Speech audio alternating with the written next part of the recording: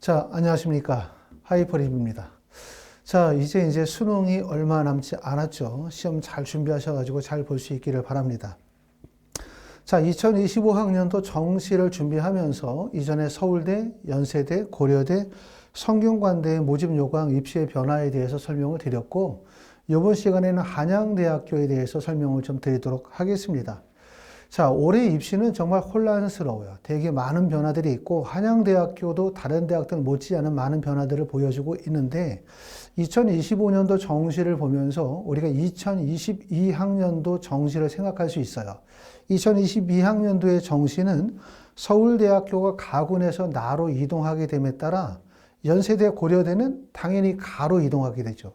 연세대가 또 가로 이동하게 되면 다른 대학들이 또 군이동이 발생이 돼서 서강대 같은 학교들이 가에서 또 나로 이동하는 연쇄적인 이동이 발생이 되어졌고, 이렇게 되면 입시에 지형 변화가 발생이 되어지죠.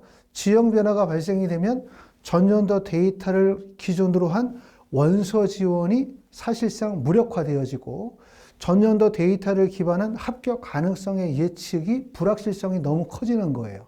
이러다 보니까 2022학년도에 유명 입시 기관들이 제시했었던 합격 가능성의 지점이 실제와 맞지 않다 보니까 학부모들로부터 입시 기관들이 커다랗게 신뢰도의 하락과 불신을 야기했었던 경우들이 있습니다. 그런데 2025학년도는 2022학년도보다 더 커다란 변화가 있다는 점이죠. 그러면 2022학년도의 신뢰도의 하락을 경험했었던 입시의 기관은 2025학년도를 어떻게 대처를 해야 하느냐? 결국은 뭐냐면 자신들이 생각하는 것보다 합격 예측 가능 점수를 더 낮게 잡아줘야 돼요. 더 낮게. 그렇죠? 그러니까 실제로 본인들이 생각하는 합격의 지점이 예를 들어서 100%라고 생각하면 그거보다 더 낮은 지점, 95% 지점이나 90%의 지점의 합격 지점을 잡아줘야 되죠.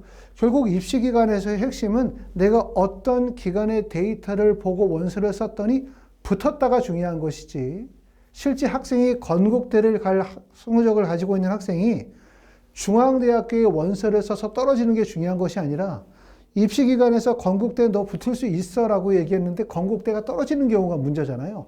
그러다 보면 결국은 뭐냐면 입시의 데이터들은 실제 합격 가능성보다 낮은 지점, 다시 말하면 안정지원에 초점을 두고 원서를 쓸 수밖에 없다는 점이에요. 하지만 정시의 원서를 지원하는 모든 학생들의 기본적인 방향은 실제 내가 6월이나 9월의 모의고사 성적보다 수능시험을 못 봤을 거고, 하지만 나는 수능시험을 못 봤지만 6월, 9월에 갈 수 있는 대학교를 가고 싶을 거고, 그리고 나는 상향 지원의 의지가 있단 말이에요. 이러다 보니까 본인 성적대보다 조금 더 높은 지점의 상향 지원을 희망하는데, 이렇게 입시기관에서 데이터로 제시하는 합격 가능성을 넘어서는 구간, 다시 말해서 손을 뻗어서 닿을 수 있는 지점은 사실상 데이터로 추측을 할 수가 없는 거죠. 이런 부분이 결국은 뭐냐면 추가 합격에 대한 전략이 반드시 필요한 부분이라고 말씀을 드릴 수가 있고, 여러분들이 올해 이제 2025학년도 입시를 보시면서 꼭 알아두셔야 되는 점이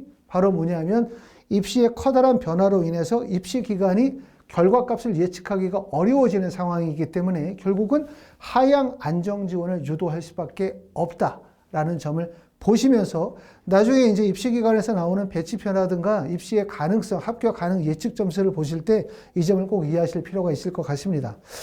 자, 한양대학교는 어떤 변화가 있는지를 살펴보시면 한양대학교 수능 일반 전형은 올해 1155명을 선발합니다. 전년도보다는 5명이 감소가 되어졌어요.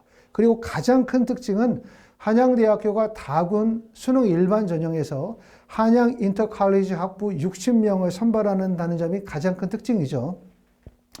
한양대학교는 가군에서 826명을 선발하는데 전년도에는 866명을 선발했기 때문에 40명이 줄었어요. 이 인원만큼이 다군으로 이동했다고 볼 수 있고, 한양대학교 나군은 올해 269명, 전년도에는 294명을 선발해서 25명이 줄었습니다. 전체적으로 5명이 줄었고 가군에서 40명, 나군에서 20명을 빼서 다군의 한양대 인터칼리지 학부를 신설했다고 보시면 될 것 같고요. 한양대학교 인터컬리지 학부는 2학년부터 희망하는 전공으로 100% 학과를 선택하실 수 있어요. 단 의과대학이나 간호대학이나 사범대학 또는 음악이나 예체능 계열 또는 계약학과는 선택하실 수가 없습니다. 자, 한양대학교의 변경사항의 핵심 4가지인데 핵심 4가지 첫 번째는 자연계열 수능 필수 응시 과목이 폐지가 됐고요. 두 번째는 수능 영역별 반영 비율이 변경됐습니다. 세 번째는 정시의 다군이 신설됐고요. 네 번째는 음악대학의 정시 모집군이 변경됐다는 점이 특징이라고 할 수 있고, 첫 번째 자연계열 수능 필수 응시 과목이 폐지가 되는 것은 한양대학교뿐만 아니라 거의 모든 대학에서 동일하게 적용이 되어지고 있는 거고요. 작년 같은 경우에 자연계로 한양대학교에 원서를 쓴다면 특히 탐구 과목에서 과학탐구 2개 과목이 필수였었는데 올해는 사회탐구나 과학탐구를 선택한 학생들이 한양대학교 자연계에 원서 지원하실 수 있어요. 더군다나 이제 과탐에 대해서 가산점이 부여가 되는 것도 아니기 때문에 결국 자연계 학생들뿐만 아니라 인문계 학생들도 한양대학교 자연계열에 지원하실 수 있다는 점을 특징으로 보실 수 있습니다. 두 번째 가장 큰 특징은 수능 영역별 반영 비율의 변경이에요. 이게 중요한데 결국 입시를 뒤흔드는 것, 전년도 데이터를 기반으로 하는 원서 지원을 어렵게 만드는 요소는 첫 번째는 군이동이죠. 그렇죠? 예를 들어서 어느 대학교에 어떤 과가 가군에 있었을 때와 그게 나군으로 이동을 하게 되어지면 그리고 군이동에 따라서 입시의 결과값도 바뀌게 되고 경쟁률도 바뀌게 되고 지원 구간도 변화가 생기기 때문에 가군의 한양대와 나군의 한양대는 다른 데다. 이렇게 말씀을 드릴 수가 있기 때문에 군이동이 결국 입시의 지형 변화에서 큰 영향을 주는 거고요. 그거 못지않게 입시에 커다란 영향을 주는 게 바로 가나다군, 여기에서 수능 영역별 반영 비율의 변경이에요. 그렇죠? 전년도에는 예를 들어서 수학의 40%를 반영을 했는데 올해는 수학을 35%를 반영한다 라고 하면 전년도 데이터값을 기준으로 해서 올해 예상값을 추론하는 게 불가능해지기 때문에 그렇죠? 한양대학교는 올해 수능 영역별 반영 비율이 변경이 되어지는데 가장 핵심적인 내용은 인문계 자연계열에서 탐구의 반영 비율을 축소했다는 거죠. 결국은 앞에 나왔었던 것처럼 자연계열의 수능 필수 응시 과목을 폐지하면서 결국은 자연계 인문계에서의 탐구의 반영 비율을 줄였어요. 전년도에는 자연계는 과탐이 35%였는데 25%로, 인문계열은 사탐이 30%였는데 25%로 줄였죠. 이렇게 탐구의 반영 비율이 줄어들면 결국 무엇의 반영 비율이 높아졌겠나? 결국은 국어와 수학의 반영 비율이 높아진 거고, 한양대학교 영어는 10%를 반영하게 되고 1등급, 2등급, 3등급까지는 100점 만점에 2점씩 간격이 벌어져요. 2점씩밖에 벌어지지 않기 때문에 사실상 영어의 영향력은 매우 크지는 않다고 본다면 한양대학교의 국어와 수학의 반영 비율은 훨씬 더 높아졌기 때문에 영향력이 더욱더 커질 수밖에 없다고 말씀을 드릴 수 있는데, 한양대학교 자연계는 보시는 것처럼 전년도에는 수학이 35%였는데 올해는 수학이 40%로 높아져요. 탐구가 35%였는데 25%로 줄어드는 거죠. 결국 탐구가 35에서 25%로 10% 줄어들면서 여기서 5%씩을 국어에 20에서 25, 수학에 35에서 40으로 5%씩 늘렸기 때문에 국어와 수학의 반영 비율이 증가됐고요. 인문계열도 탐구 반영 비율이 30%에서 25%로 5%를 줄이면서 국어의 반영 비율을 30에서 35% 늘렸기 때문에 인문계열은 결국은 국어의 영향력이 더욱더 커졌고 자연계열은 국어와 수학의 영향력이 동시에 높아진 거고요. 상경계열은 탐구 반영 비율은 전년도와 동일하고 단 국어와 수학에서 전년도에는 40, 30%를 반영했죠. 30, 40%를 반영했는데 올해는 35, 35%를 반영하기 때문에 수학의 영향력은 줄어들고 국어의 영향력은 더 커졌다 이렇게 보실 수가 있습니다. 이렇게 국어, 영어, 수학의 탐구에 국어, 영어, 수학 탐구의 반영 비율이 변화가 되어졌지만 사실 반영 비율의 변화만으로 국어 영역의 반영 비율이 높아졌다, 수학의 반영 비율이 높아졌다, 수학의 영향력이 커졌다고 볼 수는 없어요. 수능 영역별 반영 비율도 중요하지만 실제 앞으로 보게 되어지는 수능에서 과연 국어의 난이도, 수학의 난이도, 또 국어 수학의 표준 점수 만점, 그 다음에 1등급, 2등급의 구간 간의 만점의 비율과 상위 누적 비율이 어떻게 분포가 되어지느냐에 따라서 실질적으로 올해의 입시는 수학이 관건이냐 국어가 관건이냐가 결정이 되겠죠. 여기에 따라서 한양대로 원서를 쓰는 것이 적절한지 또 한양대학교의 합격 가능성이 높은지를 판단하게 될 거라고 생각합니다.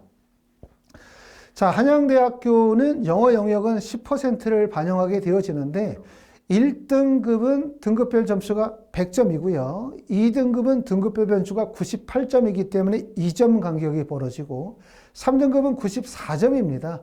2등급과 3등급이 또 4점이 벌어지는 거죠.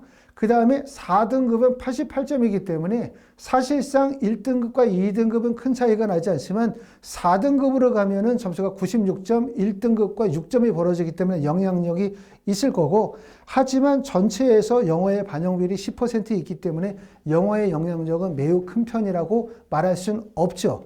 하지만 전에도 말씀을 드렸었던 것처럼 국어, 수학, 탐구가 대학을 결정하는 요소라고 한다면 영어라고 하는 작은 점수가 결국 학부를 결정하는 요소라고 말씀을 드릴 수가 있기 때문에 이 영어의 영향력을 간과해서는 안 될 것 같습니다.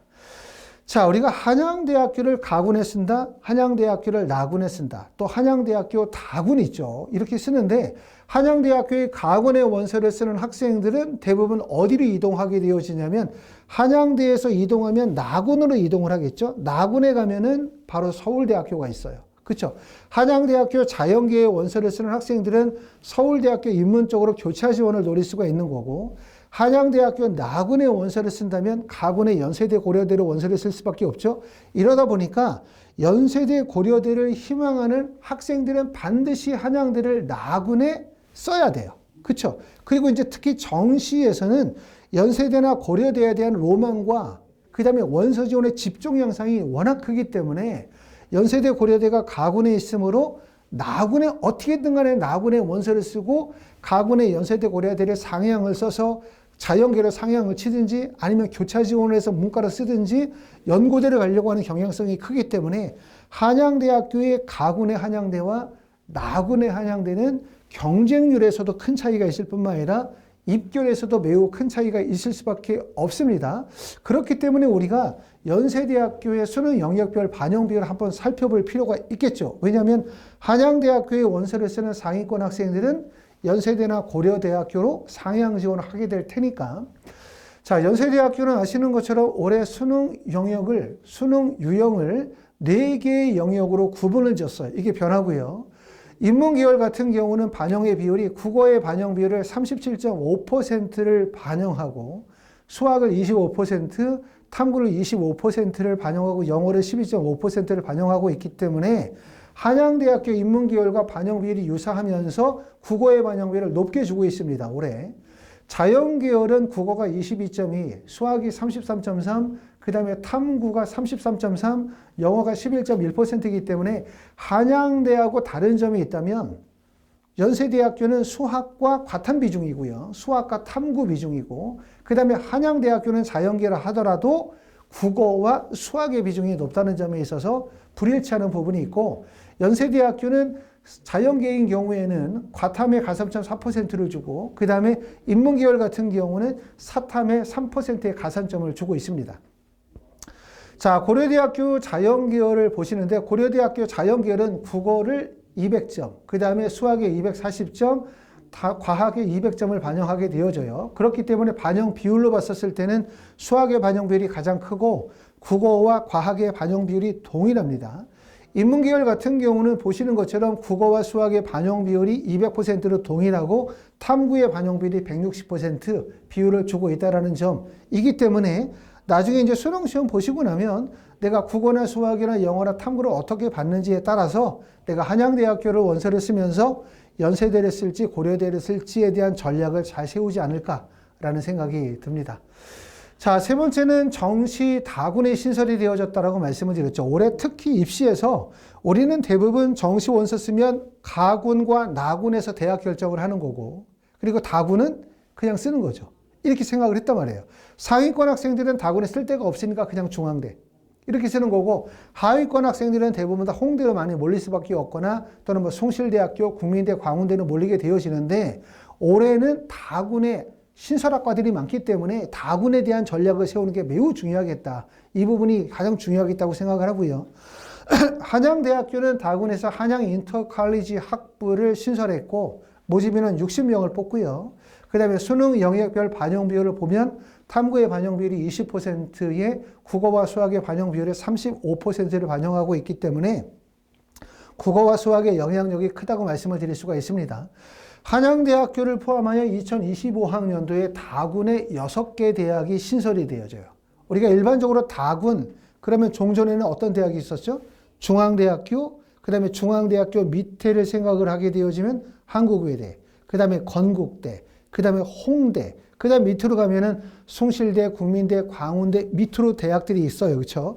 하지만 올해는 대학들이 다군에서 6개 대학이 더 신설이 되어졌는데 대표적으로 고려대학교, 서강대학교, 동국대학교, 서울시립대, 이화여대, 한양대학교가 종전에 가군에서 다군으로, 가군에서 가다군으로 또는 가나군에서 가나다군으로 군이동이 발생이 되어졌죠. 자, 대표적으로 서강대학교를 먼저 보시면 서강대학교는 616명 모집에서 올해 다군에 82명을 신설하고요. 그 다음에 한양대학교는 1150여 명 모집 중에 다군에서 60명을 선발합니다. 한양대학교는. 성균관대학교는 1656명 중에 다군에서 105명을 선발해요. 전년도에는 2024학년도에는 40명을 다군에서 처음으로 선발했는데 올해는 인원을 늘려서 105명을 선발하도록 되어져 있고요. 동국대학교는 다군에서 209명을 선발합니다. 모집인은 상당히 많습니다. 서울시립대학교는 다군에서 15명을 선발해서 융합응용화학과에서 8명, 그 다음에 융합바이오 헬스 전공에서 2명, 그 다음에 첨단인공지능에서 5명을 선발합니다. 또한 이화여자대학교는 다군에서 올해 처음으로 70명을 선발하게 되어지는데 인공지능 데이터 사이언스 학부에서 인문계열에서 22명, 그리고 자연계열에서 48명을 선발하게 되고요. 중앙대학교도 전년도에 비해서 다군의 선발 인원이 늘었어요. 중앙대학교는 전년도에 다군의 선발 인원이 380명이었는데 올해 444명으로 전년도 대비 64명이 증가했습니다. 그만큼 올해 다군 쪽에 많은 대학들이 모집 인원을 늘리게 되어지면서 결국 많은 학생들이 다군에 대해서 관심을 갖게 되어질 수밖에 없죠. 그렇기 때문에 결국 가나다군에 어떻게 군배열을 할 것인가, 가나다군에 어디에 안정 지원하고 어디에 상향 지원을 할 것인가에 대한 전략 수립이 매우 중요하지 않을까라는 생각이 듭니다. 자, 네 번째는 음악대학 정시 모집군의 변화가 있는데요. 음악대학은 종전에는 나군에서 선발했는데 올해는 가군으로 이동을 합니다. 가군으로 이동을 하는 학과는 성악과나 작곡과 그 다음에 관현악과가 나군에서 가군으로 이동을 하고요. 피아노 학과는 종전과 동일하게 나군에서 그대로 선발을 합니다. 자, 여기까지 해서 이제 한양대학교의 정시 모집 특강의 특징에 대해서 설명을 좀 드렸고, 아까도 말씀을 드렸었던 것처럼 한양대학교는 올해 많은 변화들이 있어요. 입시의 변화에서 발생이 되어질 수 있는 모든 요소들을 한양대에서 담고 있다라고 말씀을 드릴 수가 있겠죠. 첫 번째는 자연계열, 수능 필수 응시 과목이 폐지가 되어졌다는 점, 자연계라 하더라도 사탐을 선택한 학생들이 원서를 쓸 수 있고 사탐이나 과탐에 대한 가산점이 없다는 점. 두 번째는 수능 영역별 반영 비율이 변경되어졌고 특히 과탐과 사탐의 반영 비율이 축소되어졌다는 점 말씀을 드렸고, 그 다음에 정시 다군의 신설이 되어졌다는 점, 이 점은 올해 커다란 입시의 변화이기 때문에 관심 있게 잘 보셔야 될 거라는 말씀을 드리고, 그 다음에 네 번째는 음악대학의 정시 모집군의 변화가 발생이 되어졌다는 점을 말씀을 드렸고요. 그리고 앞에서 말씀을 드렸던 것처럼 입시에 이렇게 커다란 변화가 발생이 되어지면 입시 기관에서 가장 중요하게 생각하는 건 신뢰도예요.